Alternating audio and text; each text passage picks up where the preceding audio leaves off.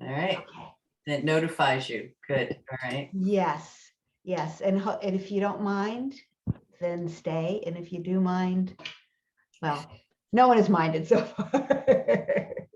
I think these are available to members only and published soon after, but it's really nice to be able to hear the conversation.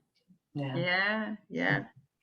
So, Alice, we were just talking, Janice was asking me, so the theme is music, and Janice was asking me about some early connection I had to music, because we talked about music a bunch with the search committee. And I'm connected to music myself. So hi, Emily. Welcome. Hi. We're just talking about music. And Janice was just asking me like some early connections I have to it. So, so the rubber band guitars were a hit with me. And then, I didn't actually start playing until I was 24, which was a little sad. I just, for whatever reason, just didn't quite give myself permission. I don't know. The other thing, so trying to go early, my first experience with like bands that I was absolutely in love with was Abba. I remember I was living in Korea at the time. It was the first time I went to a theater, and it was this gigantic theater with these huge risers and a gigantic screen and completely packed. And it was the Abba, the show or something. I don't know. It was like 1978. And I was absolutely stunned and changed forever. And had purchased every single album Abba ever created. I expanded out to the Bee Gees eventually, because that's what we did. How deep is your love? Deep your love. Thank you, Alice. I was actually telling Johnny, because he was asking me, so what music do you love? I'm like, yeah, 70s soft rock. Not super hip, but you know, it's who I am. And when I learned to play the guitar, I have to say I downloaded all these Bee Gees songs so I could play them on the guitar and all that. So, but yeah, the other thing I really wanted to do growing up was to learn how to play the drums. And my parents, probably wisely on their part, were like, "Here, play the flute." Like, not the biggest and the loudest. How about the smallest and the quietest?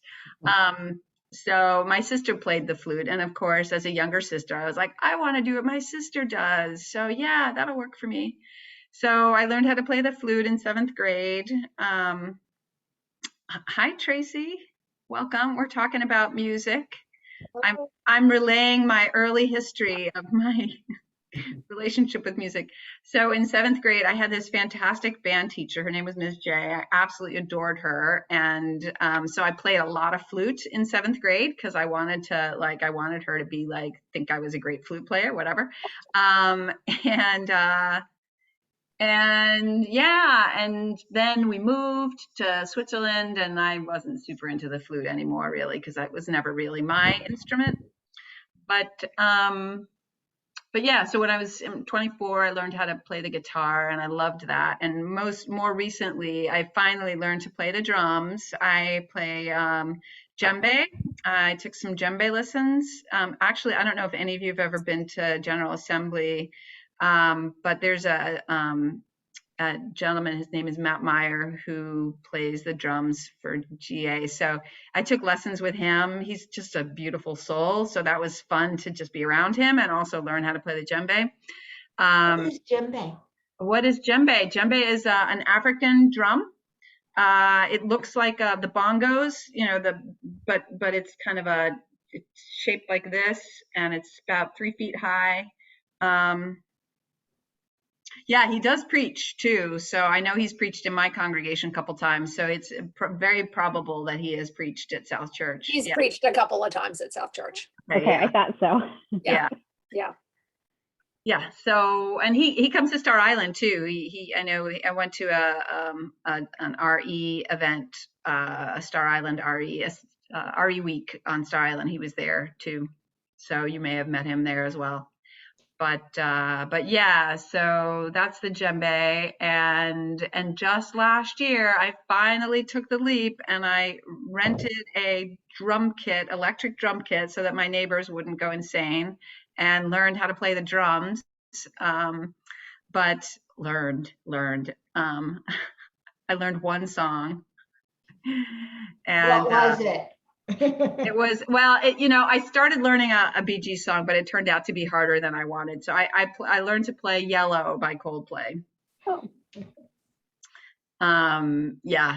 So that's a brief history of my musical career. And I think, I love intersecting appropriate music with worship. So I'm really excited about working with Johnny because he has such a wide expanse of musical capacities, playing the drums and like just all the other things he knows about musically. And he was telling me some of the different styles he's brought.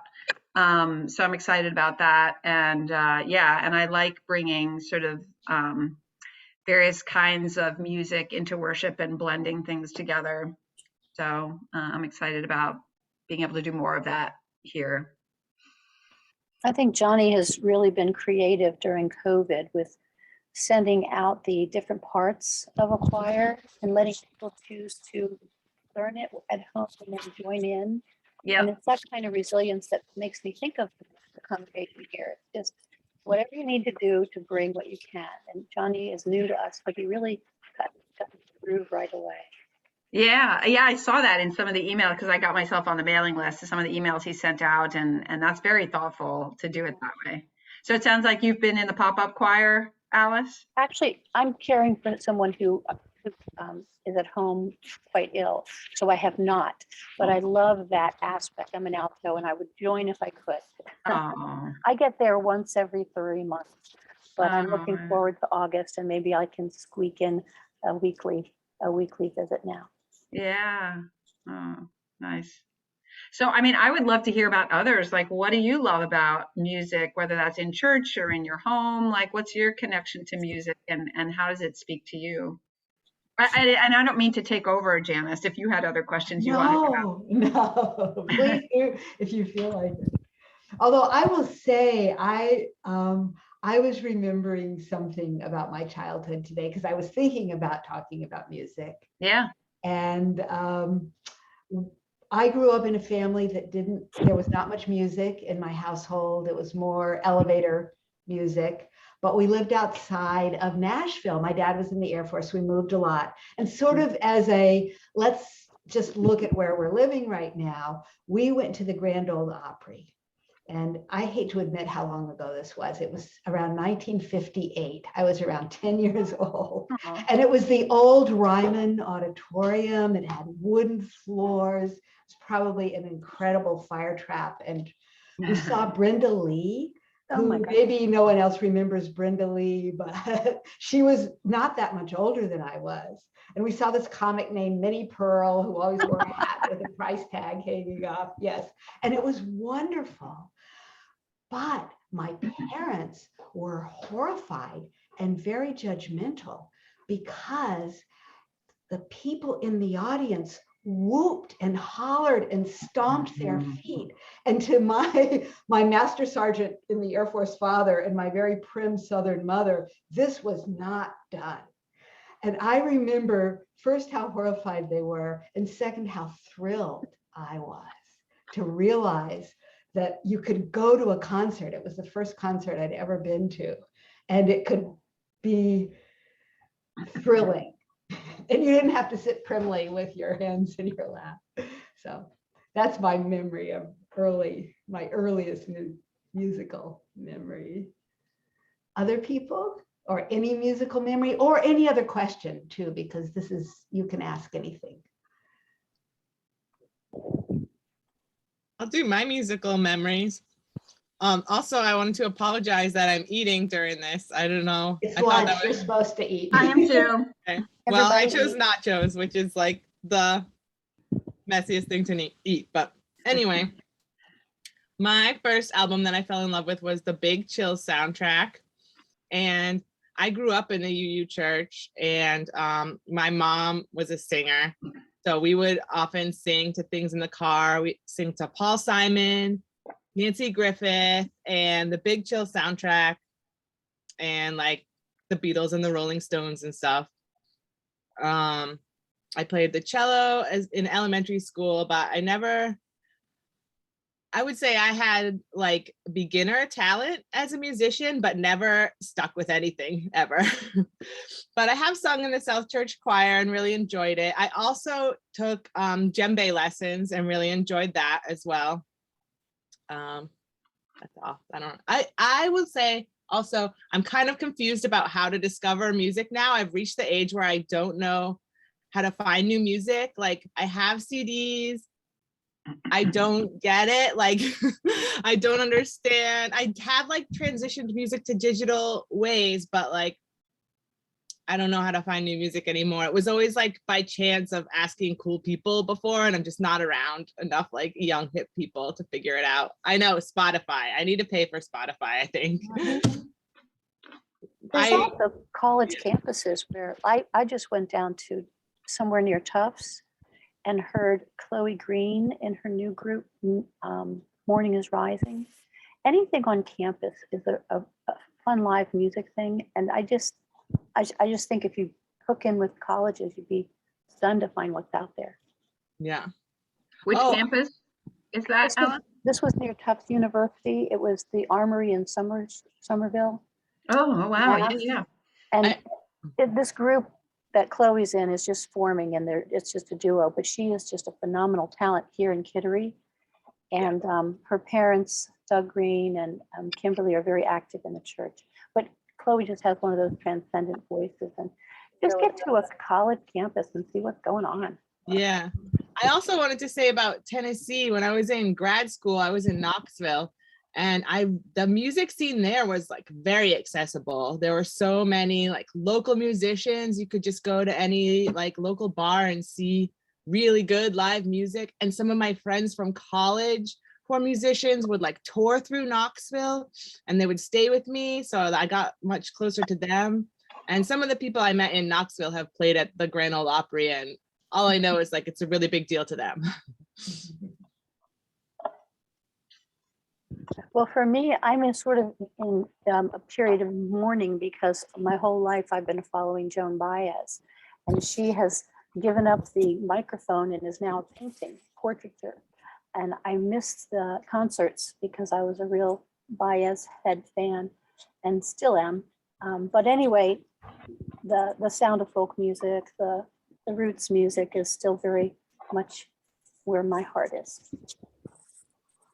Yeah, I will say James Taylor and Simon Garfunkel and all those, that genre, Peter, Paul, and Mary.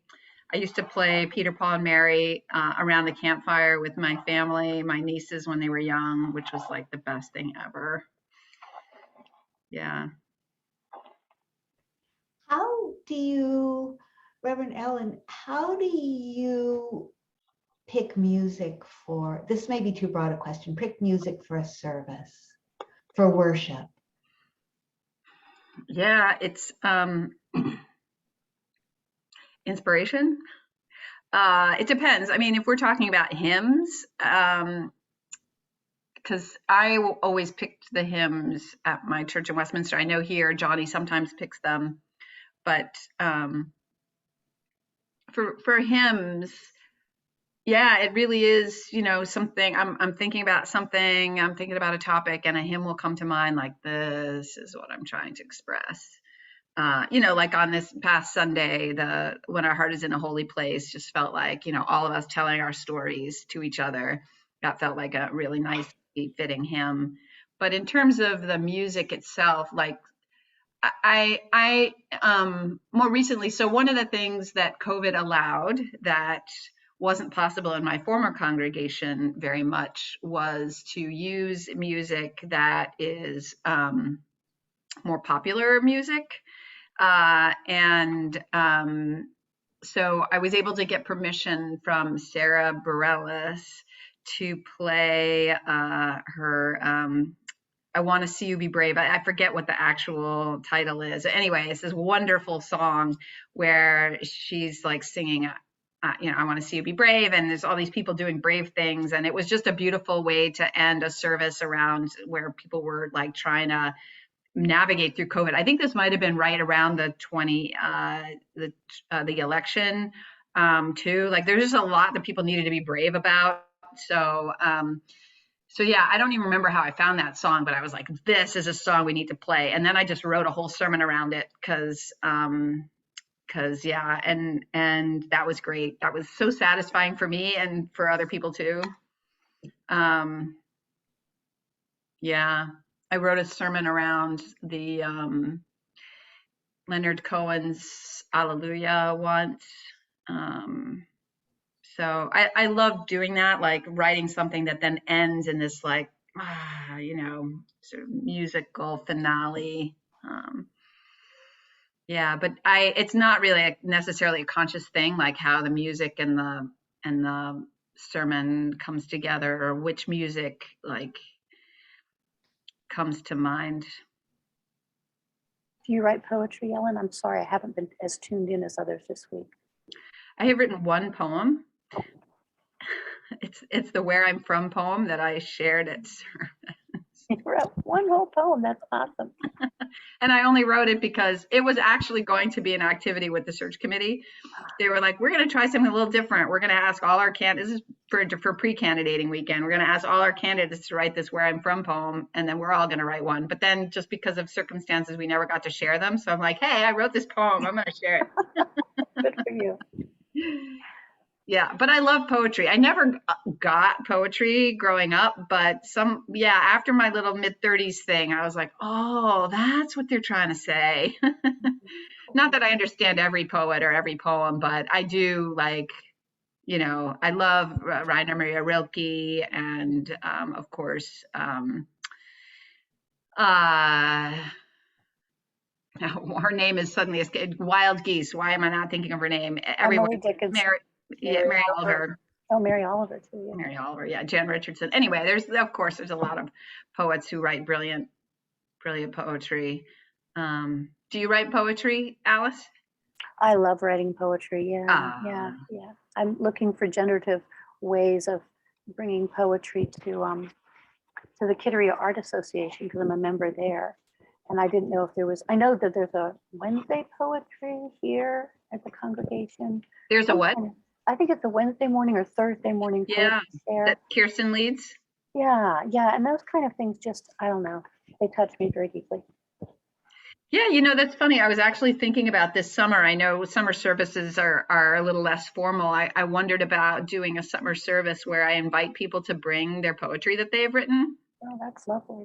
And each person can, we can share a few poems and then have sing a hymn, share a few poems, sing a hymn, like as part of me getting to know you, and I could maybe write another poem. Oh, just find one that, speaks to me particularly, something like that. Well, that's where you can share your one poem so far. Well, I already did. I shared it on Sunday. Alice, did you know David Drucker? I've heard the name, but why do I know the name? He's in the church, and I know he's in a writing group, and he writes a lot of poems. Yeah, that's where I've heard his name. Has he also performed at the music hall in a live? I don't know. His name, yeah, it rings a bell. Thank you for that. Yeah. But I know he and one other person in the small groups that I was in were in a writing group together. So maybe you could plug in there. Cool. Yeah. No, I'm in a writing group right now, but it would be nice to be in like-minded world of that. Thank you, Emily. David Drucker. Oh, I'm wondering, do people have other questions? I think we could talk about music and poetry for a long time, but do people have other questions for Ellen? Actually, I do. This is because I've been gone from the church for a bit during COVID and have not tuned in. So the governance piece it's a technical question about that. I may not, and I apologize for the people that have done so much work on it, that I don't know the answer to this question. In the collaborative governance, is there, will you be head of staff in terms of like hiring, firing authority? Is that, how does that, how does something like that, not anticipating that we're gonna need that function, of course, but I'm just interested in positional authority, if it's completely level or if there are certain ways in which it divides differently. Yeah. So my understanding is that Kirsten and I together are head of staff. So together, she and I hire and fire staff as needed. She supervises certain staff, I supervise other staff. And then we consult with each other on the questions around hiring and firing. And because and what if there, last night I said something about triangles. If there is a situation, how do you do that collaboratively if there's not agreement all the way across the board? I know it feels like a negative question, and I'm sorry, but it's something that's been niggling at me, just wondering about that. Yeah. Honest. I mean, I'll say that there are details about the collaborative governance model that I am still learning. And there are things I don't know yet, about how exactly it will work and what challenges we might come across and what the specifics will be. I do imagine there will be things that we're going to have to work out and work through. I also believe that and this is my experience, when I approach something with an open heart and an open mind and a willingness to engage in conversation and discerning like the interests as separate from the outcomes, from a getting to yes perspective, interest rather than positions place, that we get through things and we often end up somewhere deeper and stronger than we were before the challenge. So while I don't have a specific answer to your question of, what could happen, I do believe that when I bring a certain attitude to it and I'm grounded in my values, that we're gonna figure it out. Thank you. And I don't know well, I can add a little bit from being on the collaborative governance task force and from seeing Reverend Susan and Kirsten being the executive team for more than the past year, that with them, responsibilities have been very clearly divided, the basic responsibilities, but there is a lot of communication so that each knows what's happening with the other's area.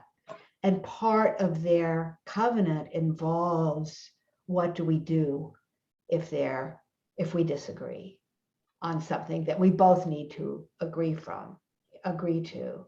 Because the way they've divided things up, Kirsten is responsible for RE and Reverend Susan is responsible for other specific areas. And so those really are their decision-making areas. Yeah, and my understanding is that with staff hiring, I would have the final say for staff that I supervise, and she would have the final say for staff that she supervises. But ultimately, we do want agreement, Sure. Because we are in a collaborative circumstance. And so, I think holding both of those, like, yes, there is a person who has the final decision, and we want to work together to come up with something that feels like it's going to meet the needs of the the highest priority needs in the situation. Sure. Michelle, you have a question? Yeah, so kind of piggybacking off of Tracy, there's been a few tricky things that have happened pre-collaborative leadership, and I think you may have already answered my question now that I'm saying it out loud, Janice. But specifically, I was thinking of that time a couple of years ago when we got an unexpected bill for the retirement contributions. Right. It was pretty significant. And then I think that there at one point we had some occupancy permit things that we were delinquent on and things like that. So how are those sort of, because those are like the kind of, I imagine for a minister, those are like the boring day-to-day things. Like it's keeping the church operational, but in the past, just especially the retirement contribution, there was a real consequence to that being missed. So are those the sort of things that are being thought through with the collaborative leader, like the collaborative model? Like it's not just how do we hold the congregation, but it's also these business type of things that need to be we need to make sure that we're aligned with as well. So I don't know, I think Janice might have already answered my question. It sounds like maybe that's already happened. It's been hard to kind of be in all of the collaborative governance and also maintaining 2 professional careers, 2 kids through COVID. It's been a little impossible to kind of keep up with what's been going on with that. Yeah, and just so Reverend Ellen, so we, like many other churches, signed an agreement with the UUA that we would pay retirement to part-time people. I think that was in 2014. And then it was never paid. That money was not paid. And so in 2020, we went to the board. It was part of the congregational meeting. We had to go to the congregation and say, we owe, I don't know, about $45,000. I think it was a little more than that. And the It had to be paid immediately. It wasn't like we can pay this over time. It was, right. Yeah. It was due. Yes. It was overdue. We had to pay more than we would have had to pay anyway. So that was something that came up. But at that time, we had no minister. So we did in 2014. Yes, we did in 2014. And so I do think there is, one of the issues is, of course, is that it can be hard for ministers to get to the administrative stuff. And personally, I think there's a lot more transparency about administrative stuff with the collaborative governance model, because people are clear, because first of all, we have 2 people who can answer to the congregation. This is how we are sharing responsibilities. And second of all, it's just more likely to get to that. I mean, when we had a co-ministry with Chris and Lauren, there were a lot of administrative stuff, things that did not get attended to. And I think that's pretty common because it's the last thing most ministers are trained to do or want to do. So we're in good shape right now administratively. And my hope is that this will help us maintain that. And partly I don't want to talk in place of you, Ellen, but I'm also watching you eat and thinking. Christine's been immensely helpful. She's actually the one that caught the error with but actually we knew about it before. Oh, we did. Oh, okay. Yeah, we knew. Yeah, she's the one who did all the complicated work of fixing it. Oh, gotcha. Christine Okay. Sawyer, because it was complicated to calculate everything. But yes, hopefully that will not happen again. Yeah, I mean, and I think when churches go through challenging moments like that, there is an opportunity for learning and for reorganization to prevent that in the future. And it sounds like Christine's hiring is certainly part of that, which I would imagine, because as you asked the question, Michelle, I was like, but wait, why wouldn't Christine have caught that? Well, because she wasn't here. So yeah, but it's a good question, right? It's like, how do you make sure all those bases are covered? I'll be learning what those bases are in the first 2 years. And that's just a question for like everybody's everyday life. Like, how do you manage all the things that are coming in and then you need to do and keep track of them? Like, if you guys have tips, that's something I think about a lot.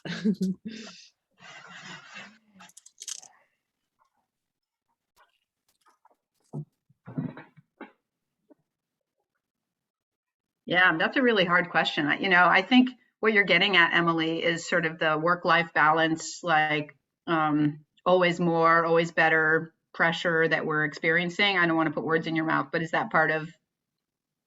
It's more like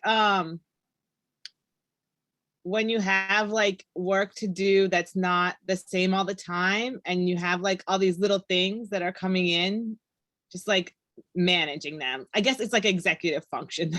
Yeah. Well, I will say, I think executive function is part of it, but it also feels to me personally like just the sheer number of things. Yeah. And sort of the FOMO. Oh, Carol, bye, Carol.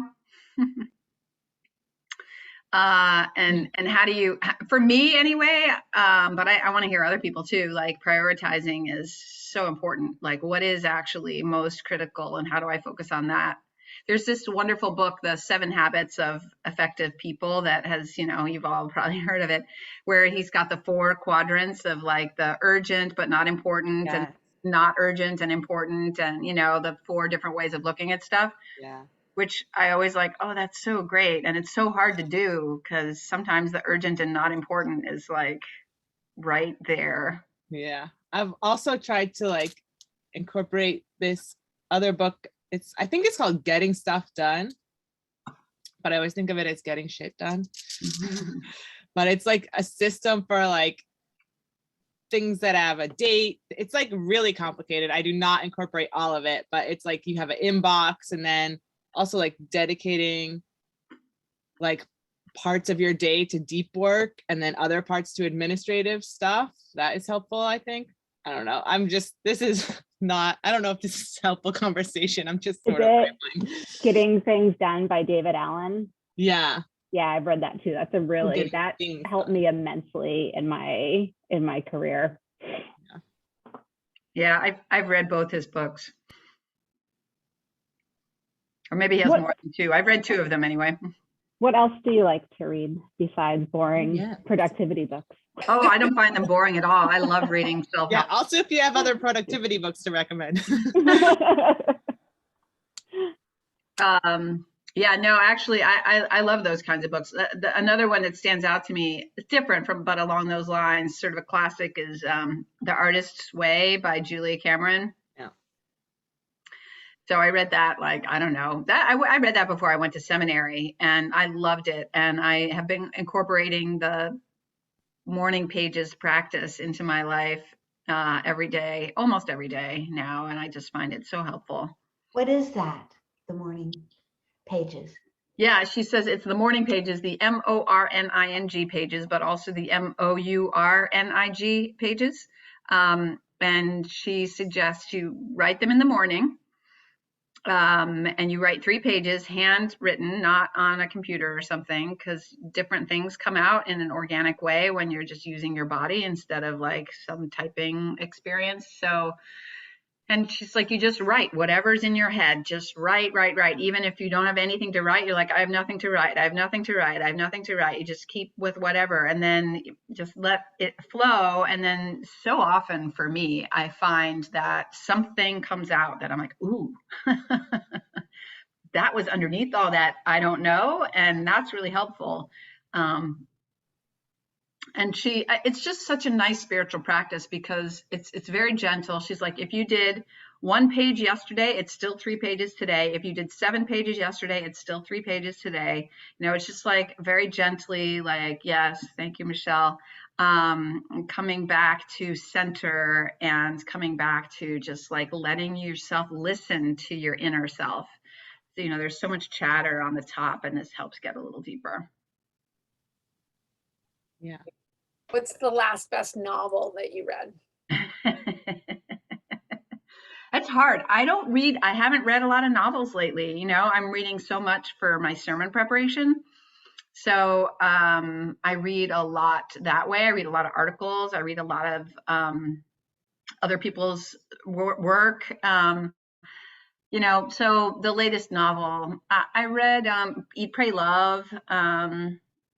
And I don't know why this has popped into my head lately. This is a total classic, but Shogun just popped into my head recently. I loved that book when I was younger.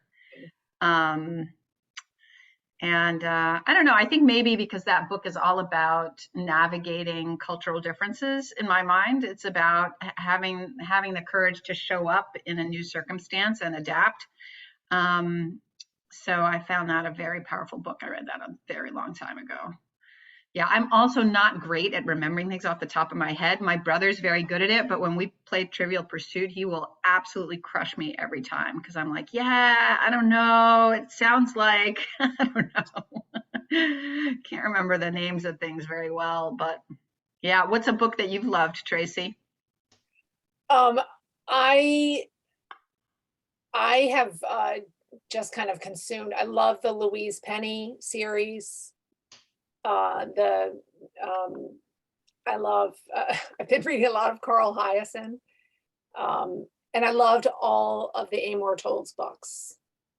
All of the what books? Amor Towles, he's an author. He was just he spoke at the musical on just last night. Wait, today's Wednesday. Yeah, last night. Oh yeah, I heard about that. Yeah, A Gentleman in Moscow, Rules of Civility, and The Lincoln Highway is his new book. What do you love about his books? The writing is so beautiful. He just has a gift. He has a really beautiful way with words, and a great storyteller. So I don't know. I ask about reading novels because I'm curious if that is because a minister's work is never done.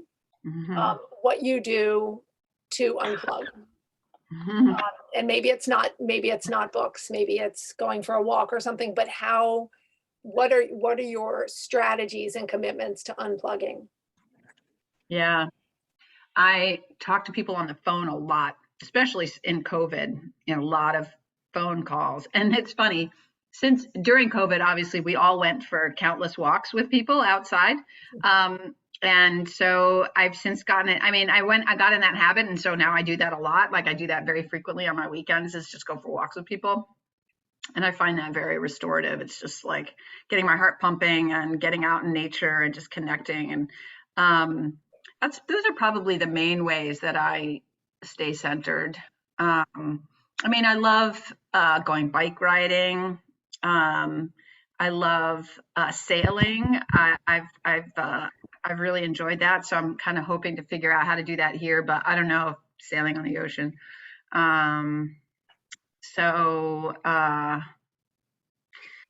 Yeah, those are really, you know, hanging out with family and friends. I'm not a big movie watcher anymore. And I think COVID kind of didn't kind of got in the way of that as well. Yeah, those are some of the things that I find. Yeah. How about others? What restores you when you feel overwhelmed by all the things? I go to float in Portsmouth and I float in a sensory deprivation tank.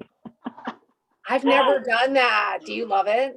I do. I started going last summer in 2021. I was going through a really, really stressful time, and I'd always wanted to try it. And I went and fell in love and got a membership, and now I go twice a month on Friday nights. That's my husband Bill makes sure that he's home. He picks up Claire on Fridays. It's the only day of the week that he picks Claire up.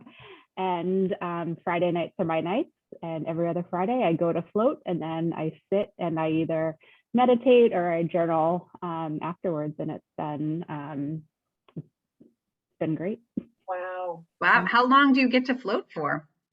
My membership gives me an hour, but then you have the room for like an hour and a half because they have like a fabulous shower right in the room. It's like one of the rain showers. And so honestly, that's kind of like my favorite. I don't know, it's one of my favorite parts about it is like the float and then like the nice shower, and there's nobody outside of the door wanting my attention. Oh my gosh, that sounds amazing. Do Yeah. you find the journaling after that to be like, I don't know if you get to journal other times, but does the sensory deprivation like bring stuff up?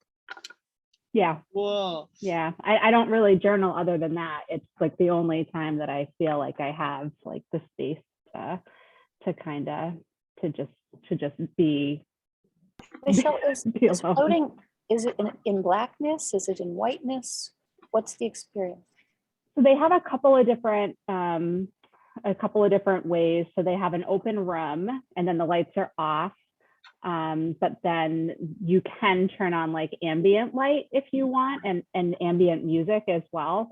And then they have pods as well. So like I prefer the pods in the dark, but if you're in the pod, you can have a light on that's ambient light. So yeah, it's kind of, I like the, I don't know, for me, it's been nice. Are you closed in? Like if you're not a fan of enclosed tight spaces? You can do an open room. So they have like a completely open room, and then they have like a cabin that has like fake stars at the top. So that one. The pod, do you like close yourself inside a pod? Yep. I like the pod. That's my favorite. Yeah.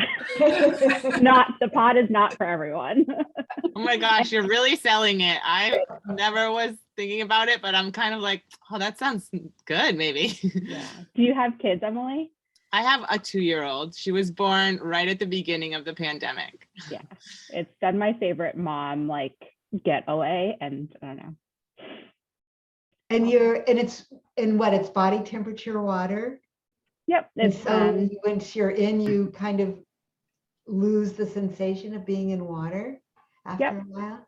Yep. And there's enough salt in it that you're completely buoyant. So like you don't need to try to float. Like there's 1,000 pounds of salt, and it's the water. The consistency is almost gel-like. Wow. Don't touch your eyes. That hurts. Wow. Oh my gosh, I have a meeting in 10 minutes, so I have to pop off. It was lovely to connect with all of you. Yeah. Good to see you again, Michelle. Yeah. Thank you for coming, Michelle. Bye, everybody. Bye. Bye. So I just remembered another thing I like to do, Tracy, which I just started again this year, is rock climbing. Oh, wow. Yeah, which is very satisfying. There's I had forgotten how much I enjoyed it. I had done it a little bit in my early 30s, and yeah, my niece is dating a guy who's a big rock climber. So yeah, I've been going with my nieces once in a while, and that's been really fun. Do you do it out like on real rocks, or do you go? No, I did that. I did that once, but I really I kind of like the security of being. I mean, you could do that with rope, obviously, and but Right. I just did it in the gym. Yeah. I think there's a pretty good, I can't remember what it's called. There's a good rock climbing gym in Newburyport. Oh, okay. Yeah. There's one in Dover too, I think. Oh, is there? Yeah. I've not done it, but my son does. Yeah, it's a big thing for for like kids and young adults lately. It's certainly when I was there, it was all young adults in their 20s, which may be because rock climbing is kind of a crazy thing to do. I don't know. Oh, there's also one in Concord. I like the idea of rock climbing, but I'm very bad at it. Yeah, I'm not saying I'm any good at it, but it's fun. And I like the rappelling part, actually. I don't know, there's something to, speaking of like floating and, you know, weightlessness, I like that. Yeah. Yeah, I've never done it. There is also a sweet little sailing school right here in Portsmouth. Ooh, It's what's it called? it might be, let's see, it's really weird. Portsmouth Yacht Club is in Kittery, and Kittery Yacht Club is in Portsmouth, or something odd like that. Okay. It's the little we can find the name for you. It's right in the back channel in a calm body of water right here that's off the river, and they sail little it might Sunfish? no, there aren't much in the way of sunfishes up here because the water's so cold. So it's a more Yeah. Real boat. yeah, a little bit more solid. Is that But, like on yeah, the they're like causeway on? Oh, Yeah, like to Newcastle, the causeway to Newcastle, yeah, that little that's right, yeah. that little pool. You know, it's my son did sailing lessons there when he was a teenager. And it might be mostly young people, but I'm sure that there's adults as well learning to sail. Oh, that's great. Yeah, I want to look into that. I've taken a couple different sailing classes in Rhode Island, and that was really fun. So yeah, I'd love to do more of it here. We go to Lake Winnipesaukee in the summer for a week, and I saw little kids sailing out there. I put a reminder in my calendar for 5 years from now to sign Abby up. That's great. How far is that from here? Is that like an hour drive or more? Yeah, it's about an hour, 40 minutes an hour. Well, The big lake, so it kind of depends where you. yeah. Sean's family has a place on like the very south part near Alton. Mm-hmm. When you look at the map, it doesn't look like that big a lake, but when you're standing there, when you're there, it is a rather large lake. Mm-hmm. Yeah, that and Sebago too. Mm-hmm. And Yeah. South Church has a retreat there in the fall, or has for Oh, many, really? many years. Yeah. Sebago? Oh. It's No, on Winnipesaukee, Oh, up at Geneva Point. Yeah. Every fall? Yeah. Oh, because I know there's a. I think we skipped one year during the pandemic, but I went last fall. Oh, great. That was unusually small, but yeah, it's nice. It's over Indigenous Peoples Day weekend. Mm-hmm. oh yes. Yeah. So I'm curious because I know there's also a retreat in July, the middle of the summer. Right. Star. Do the same people tend to go to both, or is it a different crew? I go to both usually, and I would say it's some the same and some different. Mm-hmm. Yeah, It's a nice opportunity to get to know people better. it is. Something about brushing your teeth with other people that like builds a bond. Other questions? Well, I have questions for you if you want to go there. I mean, this is a question I've been asking everyone. What is it that brought you to South Church, or not even to South Church, but back to spiritual community? Like, what in your life like moved you, touched you, drew you to South Church, and what do you hope for yourself with and for your participation at South Church?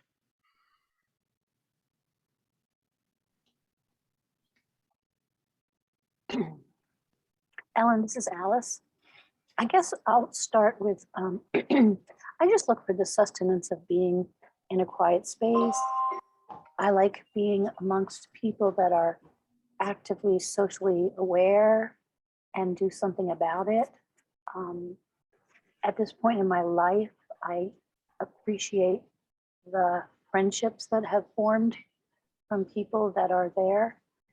And It's just the sustenance, the feeling of being sustained in a quiet space for an hour that has, it's just, I mean, I'm a nostalgic Catholic, you know, I'm not a Catholic anymore, but I like the nostalgia ritual and things like that. And just to go and be in a quiet space feels wonderful to me. And South Church is the one place where they don't hate me for being gay or, you know, things. It just feels like a welcomed hour and a half for me. So I'm very, you know, touch and go. I'm not very active yet, but it's good for me.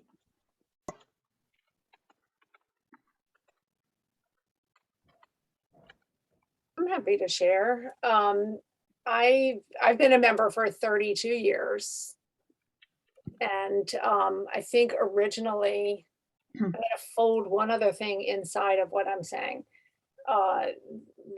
Originally, I think it was having babies that really, I started coming before we had kids, but wanting to have just a community.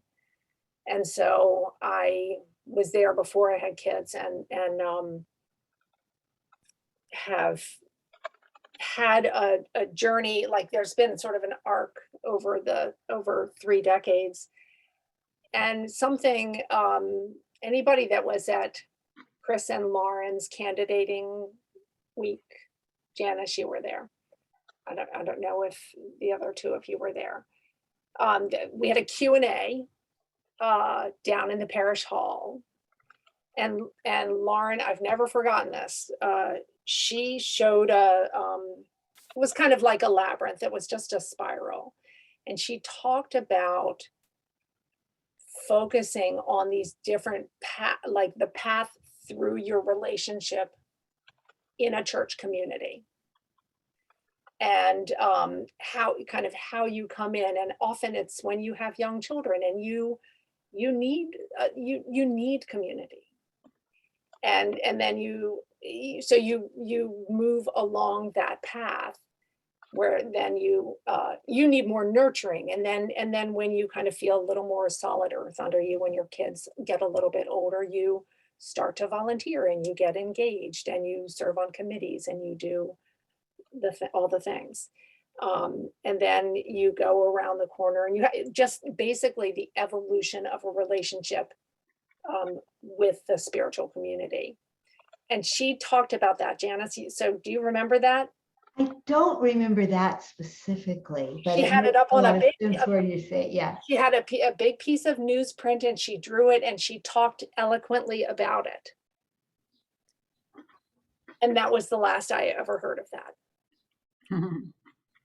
Which always bummed me out. Lauren had many, many gifts, but her follow through on that just notion of acknowledging where people are, not just on their spiritual journey, but on their life journey,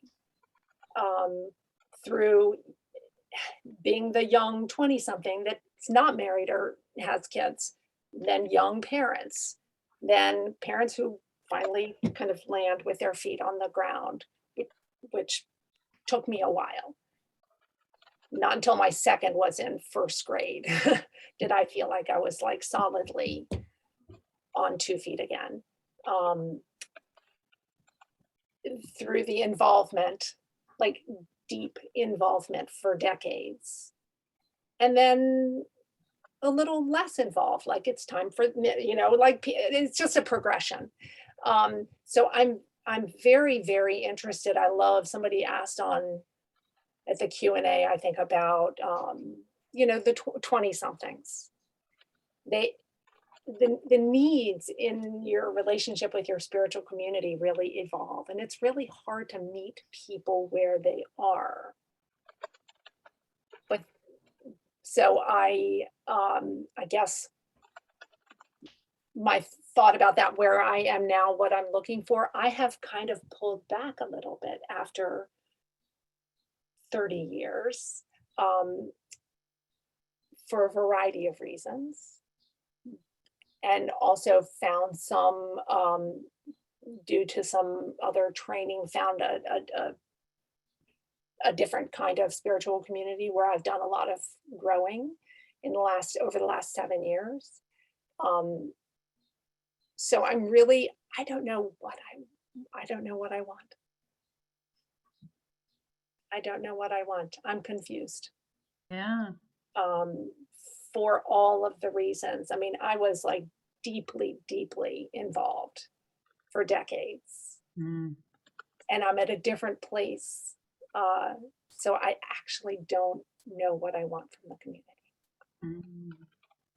And I've been gone for a while and really, really out of touch. I have not participated at all in the last 2 years, which is pretty big. That was pretty big for me. So it's been an interesting journey. I mean, I love, like, I have loved the community. I've loved the people, but it's the last 10 years have been a little up and down, a little challenging. Mm. At South Church for you? For me, yes, yes. So all of that is to say, this is the first participation this is the first time I've come back. And this is I've seen you at least one other event this week. So Yeah. I'm invested and I'm feeling very positive, and I haven't been super moved to participate in much until candidating week. Mm. Yeah. I'm invested in the future of the church, but I don't even know what that looks like for me personally. Mm-hmm. Mm-hmm. But I really wanted to meet you, and I'm so glad to be here, and I love what I'm hearing, and I think you have such great energy, and it just makes me feel hopeful. So my word that I shared last night was affirming, that I have hope and feel affirmed that, like, this is about me, this is not about the church, but finally things might actually settle down. Mm-hmm. Mm-hmm. Yeah. That's just my experience. I'm not speaking for anybody else but me. Thank you for speaking your truth, Tracy. I really appreciate that, and it's one of my hopes. It has been one of my hopes at candidating week that people would, like, really tap into the deep parts and speak from there. So thank you for having the courage to do that. It's really good to hear. Can I say one other thing that feels a little bit risky? Please.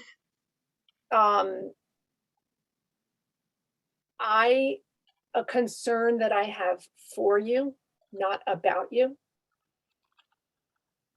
Something that makes me nervous is we've actually never really done, by my reckoning, much interim work. And that scares me. You mean in the last 2 years or ever? A couple of different times. There's been a lot of there's been plenty of turmoil and not a lot of reflection about why and how. That's been my experience. I'm not claiming that for anybody but myself. But I feel like there's a lot that's unfolded in the last half a dozen years, or maybe more, that we haven't really. I'm an institutionalist, and I just don't feel like we've I feel concerned that we haven't done enough processing about some of the things that have happened. So that's a concern that I have. Sorry, I know that's kind of a downer. Oh no, there's got to be room for everything. Yeah. And I appreciate your perspective on that.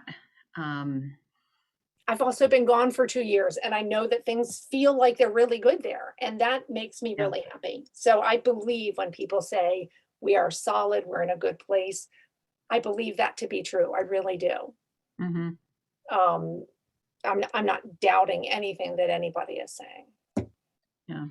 That's just from the institution point of view, having been there for so long. Mhm, That's something that's sort of been in my heart for a while. mhm, mhm, mhm. Thank you. Sorry, I feel like my heart is pounding. Oh, that's a good sign. Yeah, Yeah, speaking truth often makes the heart pound. yeah, Speaking one's truth, right? There's all multiple ways to see things, but speaking one's truth yeah. is good and powerful. And one thing that I love about spiritual perspective is that it shows me again and again there is always more. Like we speak our truth today, and then we learn more tomorrow, and new insights come, and I think the deeper we speak our truth, the deeper those insights can be. So yeah, I think it's really good to be able to say things out loud. Yeah, I think transparency and like I talked about, like triangulation. I'm like done with triangles. Yeah, yeah. I think truth and transparency, painful or not. That's why the covenant of right relations. I think I'm glad that was so lifted up last night. Yeah, it's good. Okay. That's another thing I liked about South Church. Actually, people have asked me what drew me here. I mean, I didn't know that until I came for pre-candidating week, but that is a great covenant, and the direct communication is really important to me as a minister. I can't remember now which groups I've said that in, but I think like I put stuff out, and forgive me if you've heard me say this, but this analogy has come to mind. It's like echolocation. I put something out, and I want to hear the bounce back, so that I can see where people are at, and so I can see where where it makes sense for me to, what it makes sense for me to say next or do next, because I'm kind of, I'm getting all this feedback from everywhere, and it helps me locate. Hmm. Yeah.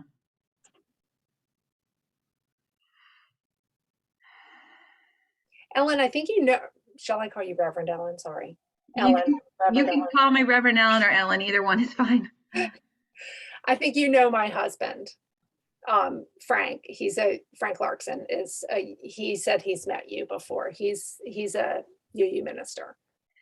Oh, is that Frank who serves Christian? He's He's in Haverhill. Haverhill. That's a Christian, like a Christian UU community, right?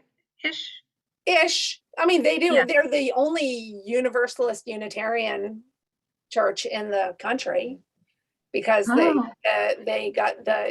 went into the Universalist building, so they have a gorgeous. This would never happen in South Church. Gorgeous Tiffany window of Jesus on the chancel. It's so beautiful, and in the daytime he's black. Oh, It's wow. beautiful. It's absolutely beautiful. It's a beautiful sanctuary. It is. I mean, he identifies as Christian, but it is not. That's interesting. That it's there's a little more latitude down in his church, but like you'll never see Lance at his church.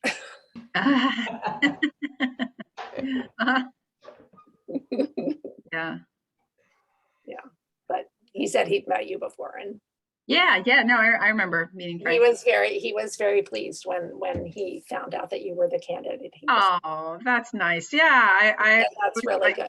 I liked meeting Frank too. Yeah, I remember him as someone who has a lot of integrity. He does have a lot of integrity. Yeah. He was so helpful to us when we, after Reverend Lynn had his short interim, and we were trying to figure out how are we going to find an interim minister now? And how can we, but more almost, how can we define to ourselves what we need in a minister? And he came to a meeting, and Brad Greeley did too, and several other people, but he was just so helpful, not in telling us what we needed, but in helping us figure out how to find that out. Yeah, Len. an unmitigated disaster. Well, this is being recorded. Well, I think that I would say that, I would say that, I honestly, I think it just was not a good fit. Yeah, and well, that's true. really, and really unfortunate, and that's the kind of thing I'm curious, like, how did that happen? Well, you know, I wanted to add to that, the integrity issue. I think what impresses me most, Ellen, about your candidacy week so far is that you come across as someone who is not a chicken with her head cut off. You're not trying to meet everybody's needs, and you haven't promised the world. You're such a good listener, and you're also, you know, able to speak with clarity when it's time. But I feel so at home already with who we are talking with. And I just feel like the level of integrity that I feel coming from you is a glow that South Church has been waiting for. So it feels terrific. Oh, that's lovely. Thank you for saying that. Yeah, Alice, you're so right. It feels Feels good. it feels good. Yeah, I like it when the echolocation comes back with a message like that. Mm. But yeah, I mean, I'm glad you said that, because I am trying to be intentional about not promising the world, because I can't. And knowing I have limitations, I've been asking the questions of people, you know, when I fail to meet your expectations, how will you respond? Mhm. Because I will, because the congregation always has more expectations than a minister can meet. So, you know, for me to pretend that I could do it all is shortchanging all of us out of an important conversation about what we're going to do when we're unhappy, or when you are unhappy, really, with something that I do or do not do. And I've been appreciating the responses I've been getting from people. Yeah. Yeah, there's something about the question, you know, what are we looking for? For myself, I'm looking for a no drama church congregation. I'm looking for no drama. I'm just looking for, like I said, the message that you present is that you aren't going to be, ta-da, I'm here, but rather, you know, what is it? And let's tease it out. And what is it this group has been yearning for? And we'll get there. Mm-hmm. That's right. Yeah. There is a saying I was told many years ago, which is that time is what keeps everything from happening all at once. So I don't It know. was from your physics book. What's that? It was probably out of your physics book. Yeah. It I've was the heard that cross. one before, too. It was the cross between my physics and my philosophy book. There you go. Yeah. Yeah. Yeah. The patience of the 30,000 foot view Mm. and trying to take in the map. Yeah. Well, while we're talking deep here, here's a question for you, because South Church has gone through some difficult ministerial transitions. I think it would be fair to say, not just one, but many, you know, over the course of a long period of time, including a minister dying in the middle of their tenure here. So I wonder, what does it take? What would it take for the South Church congregation to grow their trust in whichever minister is here? And what would it take for the new minister to assist in that process? Can I just add to that comment? And my response is that, you know, that there's minefields whenever you move into a group. And if you feel a blowback happening, is to say, what mine have I just hit? And everybody who needs to say something, but I recognize I've hit that mine. And it's not, I don't own it, but let me understand it. So it feels like you're there and you're ready to work at that level with folks. And that feels safe. So what I hear you saying is, when I do step in something, and there is that when, to basically do what I've been doing, which is invite everyone to just say what they need to say. Yeah, which is maybe to your point, Tracy, that's a little bit of interim work of just letting people talk it through. And I will say at the Committee on Ministry meeting yesterday, was it just yesterday? We talked about this book called Completing the Circle, which is about people gathering in small groups to reflect on topics, congregational life, of congregational life. And because, it's, people can talk to me and that's fine and that's good, but often people need to hear each other in the congregation. They need to be talking to each other and working things out among themselves. I mean, I can help to hold a space for that. But Tracy, you look like there was something you wanted to say about all that. I just want to clarify that I think part of my turmoil is sort of where I was in my own spiritual journey. Like, I think institutionally, I do feel like there's conversations that we never had. And one of the ways when we've had turbulent times that we have managed it and done it really well is when we have cottage meetings. Often when there's been a crisis, we have had cottage meetings. So it's basically, just small group ministry, but topic specific. And that was in place and starting and almost happened, but then didn't happen this last time. And I think that's what I still feel like I have some of that, like wishing for a more, an opportunity for small group self-ministry around what, all the different things that have happened in, leave takings and, all the movement that we've had. I do think in small pods of people, you can do a lot of that kind of work. And I wish that we'd had an opportunity to do that after Chris and Lauren left. I think that would have been helpful, and that didn't happen. I've found it incredibly helpful other times. I don't even think that answered your question. I'm sorry, but. Oh, no, it did. It was good. I was just going to add that the pandemic has been such a complication in everything. Yeah. Because I know Search did try to do cottage meetings outdoors. Right. Yeah. Right.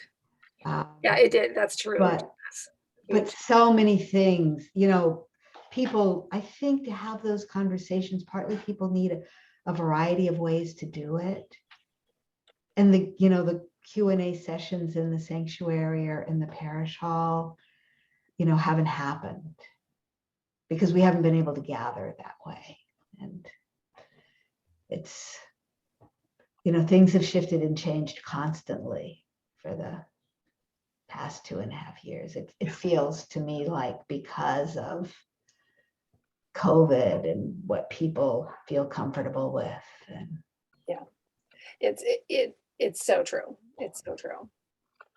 But the end result is the same. We haven't done certain things that need to be done. Well, the search committee sure did find something good during all of this turmoil. Yeah, there were many really committed people who stayed in the trenches. Yep. I really honor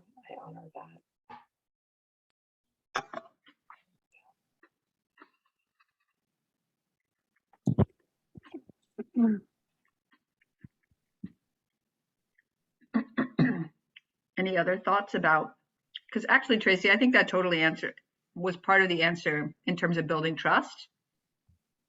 That, I hear you saying people getting a chance to process what happened in the past is part of what's going to help build trust. And Alice, right, in your comment about my just being open to whatever it is people need to say. I'm curious if there are any other thoughts. I mean, those are two pretty thorough thoughts, but.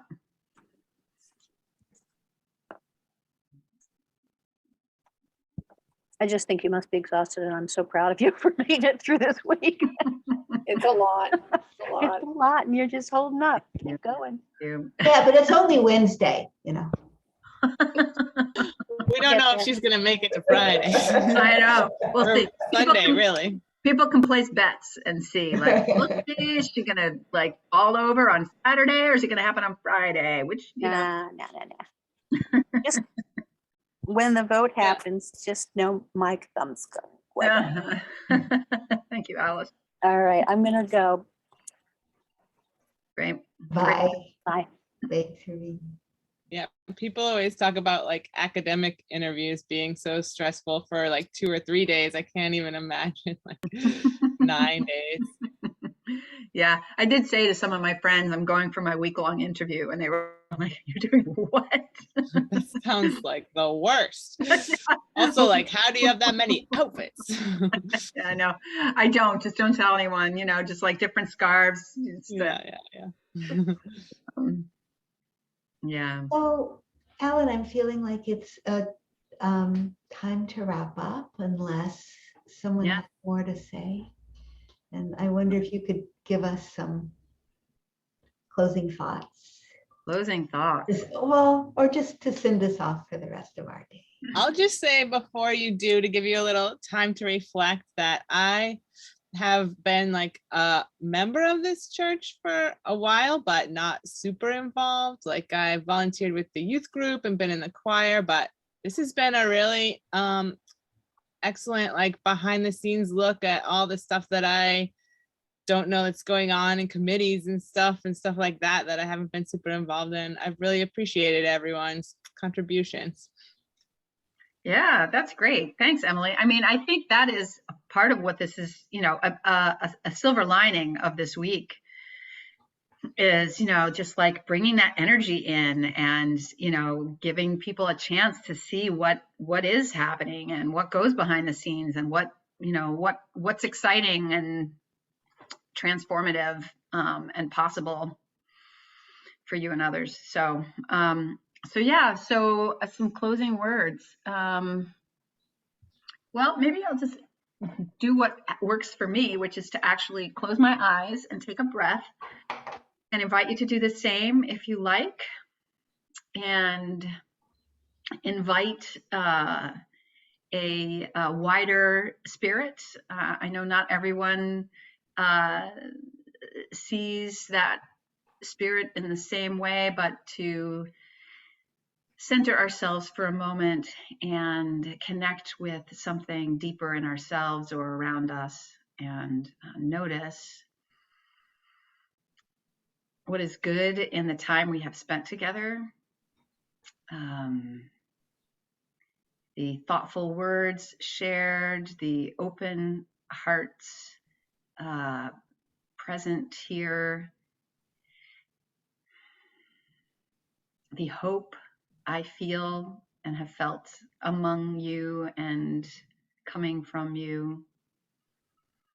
May we take all that was good in this meeting and allow it to move in us and through us, and allow it to brighten and lighten the course of the rest of our day. May that be so. Amen. Thank you so much. Thank you. Lovely to be with you. Yes, it was lovely to be with all of you. This almost felt like just a peaceful chat among friends. Yeah. Well, it did feel like that. It was all women. Yes. Well, Charlie Murdoch was that phone number who was listening. Oh, okay.